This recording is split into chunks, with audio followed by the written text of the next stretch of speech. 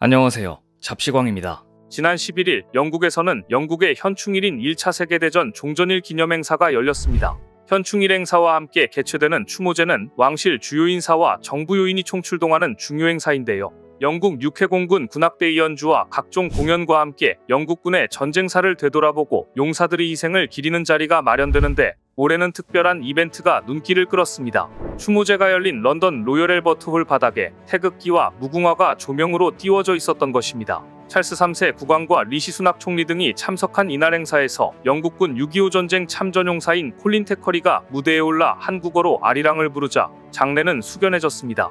콜린 태커리 씨는 아리랑은 우리의 단합과 힘 그리고 추모를 상징한다. 한국전 참전용사를 기억해달라며 5천여 명의 관중 앞에서 비교적 정확한 한국어 발음으로 아리랑을 열창했습니다. 노래를 부르는 내내 그는 애써 차분한 표정을 지었지만 목소리에는 참혹했던 전쟁과 안타깝게 쓰러져간 전우들에 대한 회한이 묻어났습니다.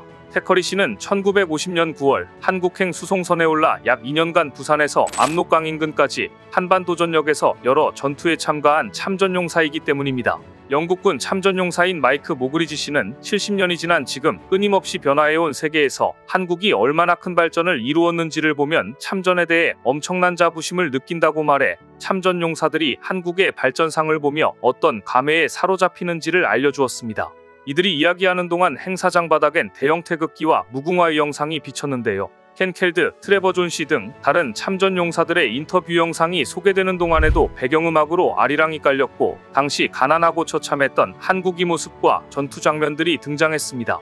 이날 행사를 중계한 BBC 진행자는 한국 전쟁은 영국이 20세기에 겪은 가장 중요한 전쟁 중 하나였지만 1, 2차 대전에 가려 널리 알려지지 못해 이친전쟁이라고도 불린다 라고 소개했습니다. 영국군은 3년간 의전쟁 동안 연 인원 9만 명이 참전, 1078명이 전사했는데 미국 다음으로 큰 파병 규모이자 인명 손실이었습니다. 특히 글로스터셔 연대 일대대는 1951년 4월 임진강 전투에서 중공군 3만 명에 맞서 서울을 지켜내다 600여 명 대부분이 전사하거나 포로가 되는 큰 희생을 치르기도 했습니다. 올해 행사에서 6.25 전쟁이 주목받은 이유 가운데 하나는 올해가 한영수교 140주년 겸 6.25 정전 70주년이기 때문입니다. 또 한국 대통령의 영국 국빈 방문으로 한국에 대한 영국 내 관심이 크게 높아진 것도 한몫했는데요. 찰스 3세 역시 전에 없는 행보로 한인타운을 찾아 눈길을 끌었습니다. 찰스 3세의 뉴몰든 방문은 영국 왕실 고위 인사로서는 처음으로 한인타운을 방문한 것이었습니다. 이날 한복을 입은 한글 학교 어린이들이 국왕을 맞았고 찰스 3세는 입구에서 지역 박물관의 한영수교 140주년 기념 전시를 둘러보고 김치를 선물로 받았는데 매운 음식을 잘 못 먹는 것으로 알려지는 그는 김치를 선물 받고선 먹으면 매워서 머리가 터질까 머리가 남아있을까라고 농담을 던지기도 했습니다. 이어 교회 옆 한국 카페에 가서 빙수를 먹는 청년들과 만나서는 한국식 빙수를 먹으면서 K-팝 인기 요인이 뭐냐고 묻기도 했는데요. 영국 국왕까지 이런 질문을 하다니 K-팝의 인기가 영국에서도 어느 정도인지를 실감하게 만드는 장면이었습니다. 그런데 찰스 3세 국왕이 한국 국무총리와의 자리에서 이런 인사를 해서 그 자리에 있는 사람들을 깜짝 놀라게 했다는 소식이 알려졌습니다.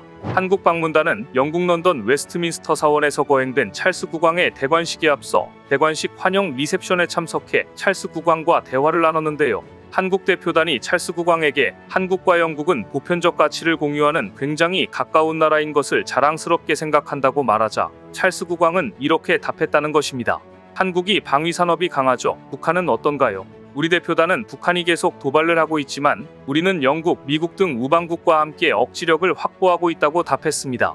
한국은 우크라이나 전쟁을 계기로 자유진영 의무기구로 급부상하면서 글로벌 방산시장 공략에 속도를 내고 있는데 찰스 영국 국왕 역시 한국의 방산 능력과 글로벌 경쟁력을 익히 알고 있었던 것입니다. 스톡홀름 국제평화연구소에 따르면 한국의 세계 무기수출 시장 점유율은 2013년, 2017년 1.3%에서 2018년, 2022년 2.4%로 높아졌는데 점유율 상승률에 있어 무기수출 상위 10개국 가운데 1위를 차지할 정도였습니다. 한국은 K2 전차, K9 자주포, FA50 등을 토대로 지난해 사상 최대인 170억 달러 수출을 달성해 글로벌 방산 시장에서 한국 전성시대를 열었는데요. 한국 방산 제품의 가장 큰 장점은 같은 품질의 저렴한 가격, 즉 가성비가 꼽힙니다. 세계 최고 품질인 K9 가격은 대당 40억에서 50억 원 수준인데 독일산 자주포 판저 하우비츠 2000 가격의 30%에 불과합니다. 성능은 비슷한데 말입니다. 그래서 지금 폴란드를 비롯한 유럽 각국은 우크라이나를 지원하면서 생긴 전력 공백을 채우기 위해 한국 방위 산업에 지대한 관심을 갖고 있는데요. 한국의 위상이 달라졌다는 점은 찰스 국왕이 한국의 우수한 방산 무기 생산 능력을 인지하고 있다는 점도 그렇지만 찰스 국왕 대관식 전 리셉션에서 한국의 대기 배정 순서를 봐도 알 수 있었습니다. 한국 방문단은 20여 개국 정상급과 릴레이 면담을 진행하고 리셉션과 대관식 당일 대기실에서도 틈틈이 정상급과 접촉했는데요. 리셉션은 각국 정상과 국왕들이 한 방에 7, 8명씩 대기하도록 배정한 뒤 찰스 국왕이 방들을 순서대로 찾아 인사하는 방식으로 진행됐는데 이 중 한국 총리는 첫 방에 배정됐다고 전해졌습니다. 조 바이든 미국 대통령 애부인 질 바이든 여사, 한정 중국 국가부 주석, 자그딥 단카르 인도 부통령, 독일 대통령과 함께 첫 방에 배정됐는데 이는 영국이 상당히 중요하다고 생각하고 예우하고자 하는 국가를 첫 방에 배정한다는 점을 감안하면 한국의 위상을 알 수 있는 대목입니다. 특히 찰스 국왕이 한국이 방위산업이 강하저라는 언급이 주목되는 이유는 또 있습니다. 최근 영국이 자주포 교체 사업을 가속화하고 있는데 여기에 하나에어로스페이스의 K9 자주포가 유력 후보로 떠오르고 있기 때문입니다. 현재 영국은 포병용 차세대 자주포 116문을 공급하는 자주포 이동화력 도입 플랫폼 사업을 추진 중입니다. 특히 AS-90을 대체할 자주포를 찾고 있습니다. 2025년 프로그램 최종 계약을 맺고 2027년 전략화할 계획인데요. 약 1조 2천억 원 규모 사업이라 많은 방산 기업들이 눈독을 들이고 있습니다. 여기에 유력 후보로는 하나에어로스페이스와 독일 방산업체 크라우스 마페이베그만사가 거론되고 있습니다. 하나에어로스페이스는 지난해 하나의아 심작 K9A2로 영국군의 차세대 자주포 도입 사업에 출사표를 던졌습니다. K9 성능 개량 이후 마수거리 수출을 노리고 있는 것인데요. 하나가 영국에 제안한 K9 자주포의 최신 버전인 K9A2는 자동 탄약 장전 시스템과 복합 소재 고무궤도, 원격 사격 통제 체계 등이 탑재돼 화력과 방호력, 기동성 등이 대폭 강화된 제품입니다. 또한 포탄 자동장 전장치가 탑재돼 최대 발사 속도가 기존 K9A1보다 50% 향상된 분당 9발까지 가능하며 단시간에 적 지역을 집중 포격할 수 있어 화력을 30% 이상 높일 수 있습니다.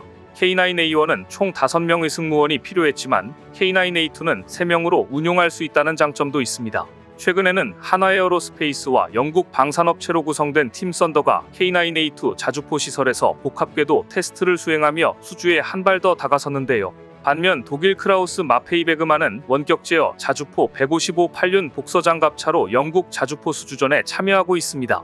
이 자주포는 판저 하우비츠 2000 자주포 포탑을 무인화한 AGM 모듈을 탑재했는데 AGM 모듈은 내부에 자동장 전장치를 갖추고 있으며 운용 요원들은 포탑이 아닌 차체에 탑승하기 때문에 완전 무인으로 운용된다는 장점이 있습니다. 여기에 155mm 포탄 30발과 모듈형 장약 144개가 적재되며 탑승 인원은 2명으로 원격 제어가 가능합니다. 이 밖에 독일 라인메탈의 HX3, 스웨덴 BAE 보포스의 아처도 영국 자주포 획득 사업에 관심을 보이고 있는데요. 하지만 하나와 독일 크라우스 마페이베그만으로 압축되었다는 게 업계의 전망입니다. 얼마 전 이 자주포 수주전에 승기를 잡으려는 하나에어로스페이스는 아예 영국 방산 전시회에 K9 자주포 첨단 패키지를 전시해버렸습니다. 최신형 K9 자주포인 K9A2를 영국에서 전시한 것입니다. 하나는 영국 런던에서 열린 글로벌 방산 전시회에 기존 K9 자주포의 자동화 포탑과 고무궤도를 적용해 성능을 향상시킨 K9A2 자주포를 K10 탄약운 반차 및 모듈화 장약 체계와 함께 자주포 패키지로 묶어 공개했습니다. 하나의 K9A2 모델은 탄약과 장약을 완전 자동으로 장전할 수 있어 1분당 9발 이상의 신속한 사격이 가능하고 기존 스틸 재질의 궤도 대신 복합 소재의 고무 궤도를 장착해 진동과 소음이 줄어 안정적 장거리 주행이 가능해 관람객들의 눈길을 사로잡았습니다. 하나에어로스페이스는 호주에서 보병 전투장갑차 레드백 우선 협상 대상 사업자 선정과 폴란드에서의 유무인 차량 차세대 프로젝트를 추진 중인 점을 부각시키고 첨단 무기 체계를 제시해 이번 영국 시장 수주를 위해 속도를 낼 예정입니다. 만일 한국이 영국 자주포 수주전에서도 승리한다면 확실한 방산 강국으로서 자리매김할 것입니다. 오늘 준비한 소식은 여기까지입니다. 댓글을 통한 여러분들의 많은 의견 기다리겠습니다. 시청해주셔서 감사합니다.